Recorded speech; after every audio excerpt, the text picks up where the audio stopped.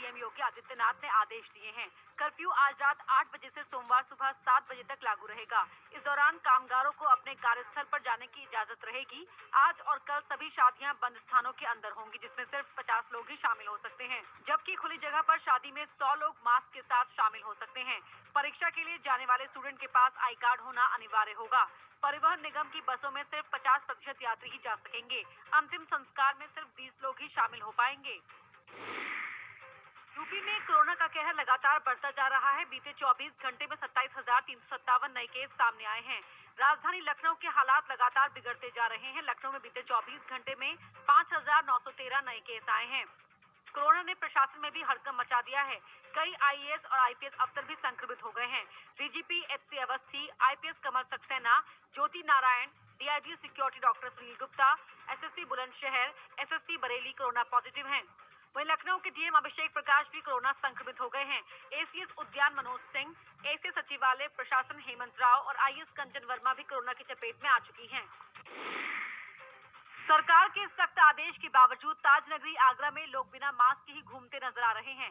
आगरा में हर दिन 300 से ज्यादा कोरोना केस मिल रहे हैं। प्रशासन लगातार लोगों से मास्क पहनने की अपील कर रहा है। इन सब के बावजूद कुछ लोग मास्क न पहनकर खुद के साथ साथ दूसरों को भी खतरे में डाल रहे हैं।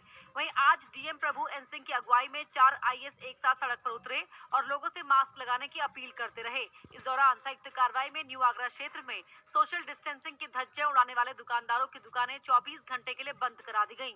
संक्रमण को रोकने के लिए सबसे महत्वपूर्ण है मास्क को इन्फोर्स ठीक से कराया जाए। विगत 1-2 दिन और हुआ है और आज हमारी जो पुलिस की टीम है विशेष रूप से हर जगह इन्होंने मास्क का अभियान चलाया हुआ है, कर रहे हैं। कोरोना की बढ़ती रफ्तार और रविवार को हो रहे कर्फ्यू के चलते प्रवासी मजदूरों ने पलायन शुरू कर दिया है। अलग अलग राज्य के मजदूर अपने अपने घरों के लिए लौट रहे हैं। लखनऊ से बसों में खचाखच भरे मजदूर अपने घरों को जाने के लिए बेचैन दिखे। पॉलिटेक्निक तिराहे पर बड़ी संख्या में मजदूरों का रेला देखा गया। हालांकि कोरोना के बढ़ते खतरे के साथ पंचायत चुनाव भी चल रहे हैं। इसके चलते भी मजदूर अपने घर की ओर लौट रहे हैं। क्या नाम हुआ आपका? प्रजापति। आप यहाँ क्या काम कर रहे थे? मिस्त्रीगिरी काम करते हैं। अभी कहाँ जा रहे हैं? आजमगढ़। आजमगढ़ जा रहे हैं। आपका क्या नाम हुआ? इजहार। आप यहाँ क्या काम कर रहे थे? वही काम, सेम। आपका नाम? आपका क्या नाम हुआ? शिवनाथ। आप यहाँ क्या काम कर रहे थे? कहाँ जा रहे हैं? गाँव कहाँ हुआ? आजमगढ़।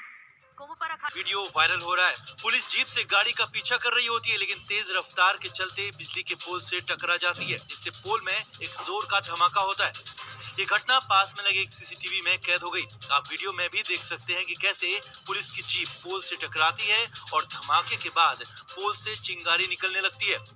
हादसे में पुलिस के सिपाही को मामूली चोटें आ जाती हैं। बताया जा रहा है कि गाड़ी सवार कुछ बदमाश एक शराब की दुकान में परंपरा यही रही है।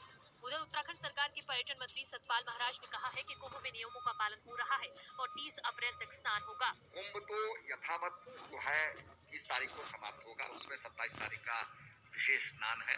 सभी संतों से आग्रह है, जो जाना चाहते हैं वो वाइंड अप करना चाहते हैं वो स्वतंत्र हैं। बता दें कि निरंजनी अखाड़ा पहले ही कुंभ समापन का ऐलान कर चुका है। पंचायत चुनाव के चौथे चरण के लिए आज से नामांकन शुरू हो गया है। आज और कल प्रत्याशी अपना नामांकन पर्चा दाखिल कर सकते हैं।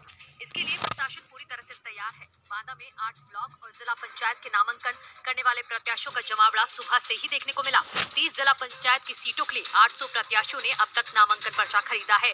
पुलिस भी नामांकन से लेकर चुनाव तक को शांतिपूर्ण तरीके से निपटाने की कोशिश में जुटी है। बस्ती में भी 29 अप्रैल को वोट डाले जाएंगे। उसके लिए आज 14 ब्लॉकों पर प्रधान और बीडीसी का नामांकन शुरू किया गया। नामांकन प्रक्रिया में बड़ी संख्या में प्रत्याशी नामांकन करने के लिए पहुंचे। नामांकन करने पहुंचे कैंडिडेट्स ने कोविड-19 के नियमों का जमकर उल्लंघन किया। वहीं सीडीओ राजेश प्रजापति ने कहा कि भीड़ ज्यादा होने की वजह से पुलिस बल लगाया गया है। कोशिश है कि लोग नियमों का पालन करें। जिला पंचायत सदस्य के लिए नामांकन विकास भवन में हो रहा है। वहाँ भी हमारी सुरक्षा व्यवस्था पूरी तरीके से चाक चौबंद है। रूट डायवर्जन की प्रक्रिया भी लगाई गई है ताकि जो भी गाड़ियाँ आ रही हों उनको सही गंतव्य तक भेजा जा सके। आजमगढ़ में पंचायत चुनाव का प्रचार कर रहे बीएसपी के अधिकृत प्रत्याशी अरुण कुमार मिश्रा पर अज्ञात लोगों ने हमला कर दिया और असला लहराते हुए फरार हो गए। इस दौरान जिला पंचायत सदस्य पद के प्रत्याशी की गाड़ी के शीशे टूट गए और उनके समर्थक मामूली रूप से घायल हो गए। वहीं प्रत्याशी ने एसपी सरकार के पूर्व कैबिनेट मंत्री के बेटे पर हमला करवाने का आरोप लगाया है। अरुण कुमार मिश्रा निजामाबाद विधानसभा क्षेत्र के सेठवल जिला पंचायत क्षेत्र के प्रत्याशी हैं। घटना के बाद से ही क्षेत्र में तनाव पसरा हुआ है। विरोधी है हमारे एप्लीकेशन देने से पहले वो थाने पे कैसे बैठे थे? 1 घंटे पहले से थाने पे बैठे थे, तो कहीं ना कहीं तो शक तो हो ही रहा है, हमारे पे हमला हो रहा है। और उनके जो लोग समर्थित लोग हैं फेसबुक पे डाल रहे हैं कि लालू मिश्रा पे हमला हुआ था, और सहानुभूति में लालू मिश्रा के साथ घटना की निंदा करने के लिए प्रमुख जी भी वहाँ थाने पे गए थे। अलीगढ़ के अतरौली इलाके में पेडरा गांव में एक पोता अपनी दादी के लिए राक्षस बन गया। मोबाइल रिचार्ज के लिए रुपया न देने पर पोते ने अपने 2 दोस्तों के साथ मिलकर दादी की हत्या कर दी। 2 अप्रैल को हुई हत्या को हार्ट अटैक से मौत का होना बताया गया, जिसके बाद परिजनों ने बुजुर्ग महिला का अंतिम संस्कार भी कर दिया, लेकिन बाद में पुलिस की जांच में खुलासा हुआ। तीनों आरोपियों को पुलिस ने जेल भेज दिया है। सूत्रों से ज्ञात हुआ कि उसकी हत्या पोते ने ही अपने दोस्तों के साथ गला दबा के की थी, क्योंकि वो दादी उसकी जो है वो उसकी डिमांड की पूर्ति नहीं कर पा रही थी। जैसे वो मोबाइल मांग रहा था तो उसकी दादी नहीं दिलवा रही थी। इसी गुस्से में आके उसने अपने दोस्तों के साथ मिलकर दादी की हत्या कर दी।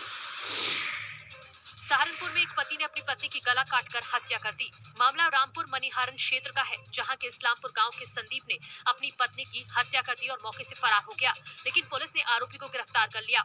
पुलिस का कहना है कि आरोपी संदीप मानसिक रूप से बीमार बताया जा रहा है, जिसका इलाज भी चल रहा था, और घरेलू झगड़े की वजह से उसने अपनी पत्नी की हत्या कर दी। इस्लामनगर गांव में एक व्यक्ति ने अपनी खुद की पत्नी की हत्या कर दी। गले में धारदार हथियार के चोटें आई है उसको। सूचना मिलते ही तत्काल बॉडी को पंचायतनामा करके पोस्टमार्टम के लिए भेजा गया। जो आरोपी उसका पति था संदीप सैनी, उसको तत्काल गिरफ्तार कर लिया।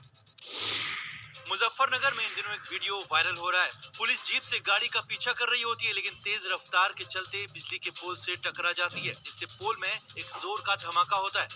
ये घटना पास में लगे एक सीसीटीवी में कैद हो गई। आप वीडियो में भी देख सकते हैं कि कैसे पुलिस की जीप पोल से टकराती है और धमाके के बाद पोल से चिंगारी निकलने लगती है।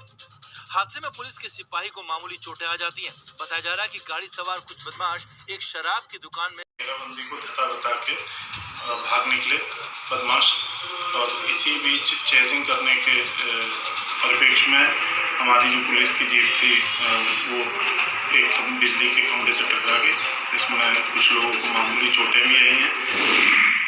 लखीमपुर खीरी में दर्दनाक घटना सामने आई है। यहाँ 3 सगे व्यापारी भाइयों की शुक्रवार शाम संदिग्ध मौत हो गई। इस मुश्किल घड़ी में कोई भी शवों का अंतिम संस्कार करने को तैयार नहीं हुआ। ऐसे में कुछ समाजसेवी लोगों ने चंदा इकट्ठा कर एम्बुलेंस से शवों को पहले अस्पताल भिजवाया और फिर शमशान घाट। शनिवार सुबह 2 भाइयों का अंतिम संस्कार किया गया। हालांकि तीनों व्यापारी भाइयों की मौत किस कारण हुई, इसका अभी तक पता नहीं चल सका है। शुक्रवार सुबह सबसे पहले छोटे भाई अतुल की मौत हुई, जिसका अंतिम संस्कार हो गया, लेकिन शाम को ही मंझले भाई अनिल ने भी दम तोड़ दिया। और दोनों भाई आज 10 बजे हुए, एक रात को 2:30 बजे, और सबसे छोटे वाले देवर 4 बजे। मतलब 12 घंटे के अंदर तीनों 12 घंटे के अंदर तीनों लोगों की डेथ हो गई। प्रतापगढ़ में पंचायत चुनाव की वोटिंग नजदीक आते ही हिंसा भी शुरू हो गई है। चुनावी रंजिश में युवक की दिन दहाड़े गोली मारकर हत्या कर दी गई। जेठवाड़ा थाना के फूलपुर गांव में बीडीसी चुनाव के प्रचार के दौरान 2 पक्षों में मारपीट और फायरिंग हो गई। वहीं युवक वाहिद की गोली लगने से मौत हो गई, जबकि एक और शख्स गोली लगने से घायल हो गया, जिसे प्राथमिक इलाज के बाद प्रयागराज रेफर कर दिया गया है।